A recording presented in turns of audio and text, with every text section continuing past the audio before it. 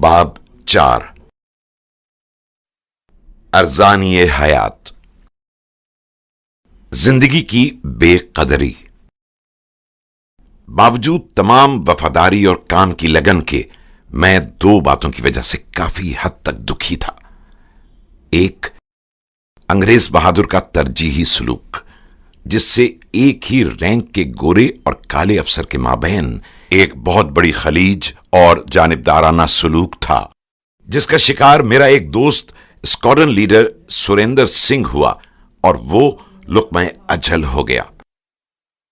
ہوا دراصل یہ کہ ایک روز سریندر کو ایریا کمانڈر کی جانب سے احکامات وصول ہوئے کہ فلاں بمبار میں فنی خرابیوں کی اطلاع کئی بار مل چکی ہے، جس کے ایئر ٹیسٹ کے لیے اس کو خود جانا ہوگا۔ سریندر تیار ہو کر آ گیا، لیکن قدرے اداس تھا۔ اس کو شاید ماضی کے چند تجربوں کے تحت خدشہ تھا۔ جب وہ متعینہ سمت میں جہاز لے کر اڑا تو تقریباً 15 منٹ کے بعد اس کا رابطہ ہم سے ٹوٹ گیا۔ 15 منٹ گزرنے کے بعد دیکھا کہ خلیج بنگال پر سے ایک جہاز آ رہا ہے اور یہ سریندر تھا۔ میدانی فوجوں کو اس کی حفاظت کے لیے باخبر نہیں کیا گیا تھا۔ جاپانیوں نے نیچے سے فائر کر کے سریندر سنگھ کی ایک آنکھ اور آدھا چہرہ اڑا دیا تھا۔ دوسری بات جو میرے لیے تکلیف دہ تھی وہ تھا بنگال کا قحط۔ ہزاروں جانیں روزانہ موت کا شکار ہو رہی تھیں، جبکہ ہمارے سرکاری راشن سٹوروں میں فالتو راشن یعنی اناج پڑا سڑ رہا تھا۔ انگریز کو ان نظر اجل ہوتی ہوئی زندگیوں کی پرواہ نہ تھی۔ ملیریا جیسی مہلک بیماری عام تھی۔ ہمارے دواؤں کے سٹورز میں فالتو ملیریا کی جراثیم کش دوائیں کثرت سے تھیں۔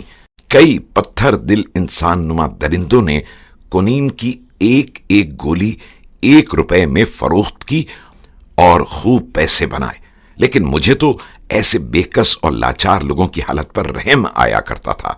میں نے انگریز کی اس سنگ دلانہ حرکت سے تنگ آ کر راشن سٹور میں سے چاول اور دال، چینی اور چائے نکال کر ضرورت مند لوگوں میں مفت تقسیم کرنا شروع کر دیا اور ملیریا کچھ دوائیں بھی دے دیا کرتا تھا۔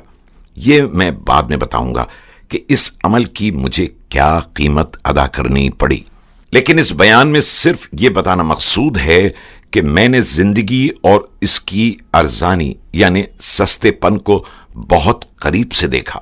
بے بس انسان باوجود اپنے پاس پیسے رکھنے کے اپنے لیے کچھ بھی خرید نہیں سکتے تھے۔ غیور بھائی جو اپنی اور اپنے خاندان کی بھوک مٹانے کے لیے اپنی بطولہ بہن کی عصمت کو دوسروں کی ہوس کا شکار ہونے سے نہیں بچا سکتا تھا، یہ میرا احساس تھا، جو باوجود اپنے قبضے میں سب کچھ رکھنے کے دوسروں کے لیے کچھ بھی نہیں کر سکتا تھا۔ ایک بار میں اور پورن یعنی میرا ماتحت نے سڑک سے 2 بچے اٹھائے اور ان کو کیمپ میں لا کر پورے 6 ماہ تک چھپا کر رکھا۔ جب اس وقت کے کمانڈر کو علم ہوا تو اس نے ہم دونوں کے خلاف مقدمہ بنا دیا، جو بظاہر ایک دھمکی تھی۔ میں اور پورن ان بچوں کی زندگی بچانے کے لیے ہر قیمت ادا کرنے کو تیار تھے، لیکن ہوا یوں کہ ان بچوں کو ایک فلاحی کیمپ میں مغربی بنگال کے کسی نامعلوم مقام پر بھیج دیا گیا۔ ممکن ہے وہ بچے بخیریت ہوں، اور یہ بھی ممکن ہے کہ ان بچوں کے عزیز و اقارب بھی مل گئے ہوں، لیکن ہمیں ان بچوں سے جو روحانی اور انسانی لگاؤ ہو چکا تھا، ان تمام جذبات کا گلا گھونٹنا پڑا۔ یہ گلا ہے کہ یہاں زندگی کیوں سستی ہے۔ یہ ہے ایک تلخ حقیقت جو مجھے ڈستی ہے۔